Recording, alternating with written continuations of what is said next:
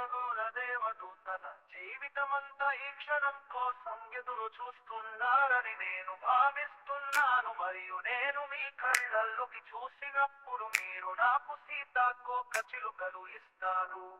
నీలం నుండి నేను నీ కోసం భావిస్తున్నాను, మరియు సీతాకోక చిలుకలు నాకు ఎగురుతాయి. మీరు నన్ను చూసి నవ్విస్తే నేను నిన్ను ప్రేమిస్తున్నాను.